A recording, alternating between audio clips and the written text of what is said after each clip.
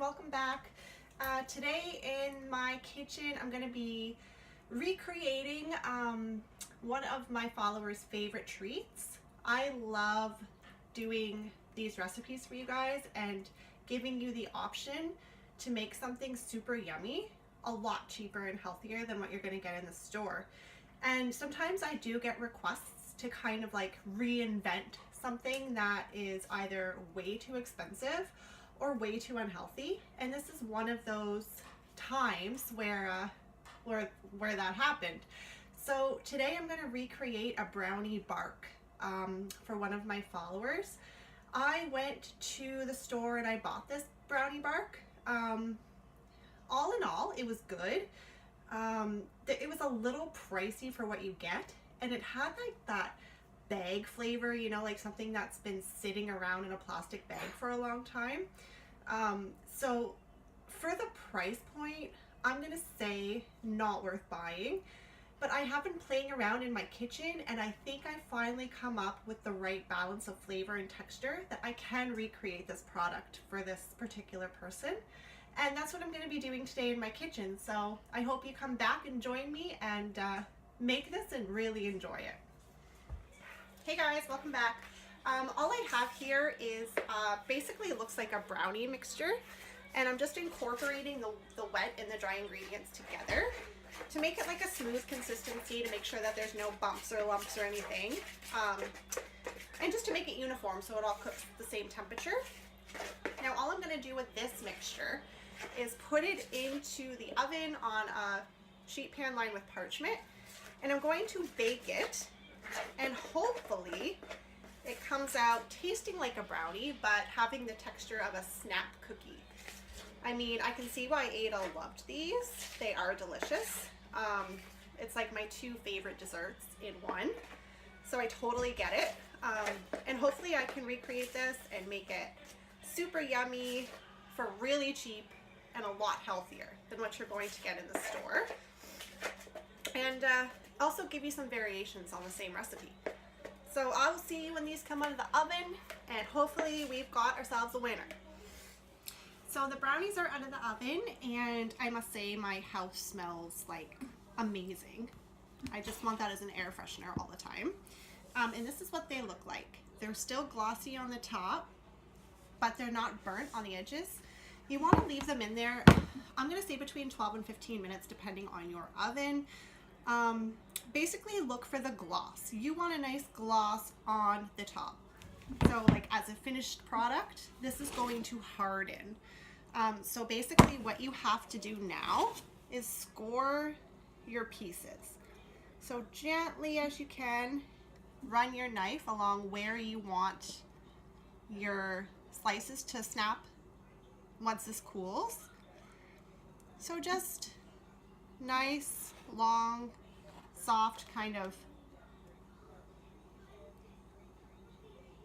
lines. And then the other way. So basically, you know, I've got 1, 2, 3, 4, 5 pieces there. And you want this like bark, and you know, bark isn't completely uniform when you get it in the bag.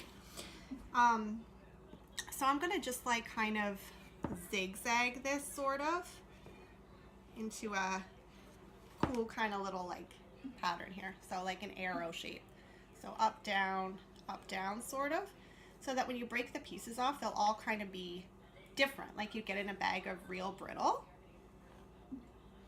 And you're just scoring. You don't even have to cut all the way through, because when this cools and hardens, it'll snap pretty easily.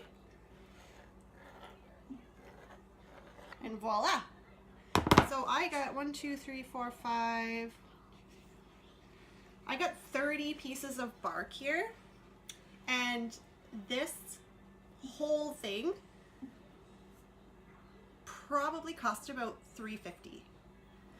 And the bag that I bought was $7, and I got like maybe 6 pieces, which were very small. And these are pretty big, and that will like feed our whole family. That will be my kids' dessert and lunch snacks for the rest of the week. So I mean, you can't go wrong with the price, and I'm pretty sure you're not going to go wrong with the flavor, because by the smell of my kitchen right now, I am like literally drooling. So I'm going to wait till these cool and then I'll be back with you and we'll see what happens when we try to break them apart. Hey guys, welcome back. So these brownies have been cooling now for about an hour. And as you can see, they are starting to harden up. Now with this particular recipe, he really wants one of these. With this particular recipe, I would say that you want to let these, because you want the brittle effect, that you're going to want to have these sit out for probably overnight, because you want the moisture to kind of come out of them. And in order to get that like chip bite, you really want these to sit. So what I'm going to do, just for like, this is complete trial and error. I've never tried to make these before. I will say, as you can see the missing piece, that they're delicious. But they don't have the consistency I want, but that could be because of the moisture content that's still in them. So what I'm gonna do is leave these out on the counter for the rest of the afternoon and see what happens. And then if they're still kind of soft, I'll put them in the refrigerator overnight and see how they are in the morning. And if they're still like this, then we will toss this aside as a attempt, and we'll try again tomorrow in a different sort of recipe to see if we can't get that cookie crunch. But that being said, if you want a thin brownie, guys, make these because they are the bomb. Hi friends, welcome back. So all in all, I want to say how super pumped I am with this recipe. After I let it sit for about 2 hours, like magic happened basically. And now I have like the most amazing brownie chocolate bark like ever. And it's like a cookie. No, it tastes like the outside of an Oreo cookie, but like times 1,000. It's so good. And I just want to thank Ada for making me try this, because it is now going to be a staple in our house and hopefully yours. If you guys want a brownie that snaps like a cookie but tastes like a bakery style dessert, you gotta try this recipe. I'm gonna have it up later. Thanks for hanging out with me today while I did some trial and error. And there you have it. Brownie bark for less.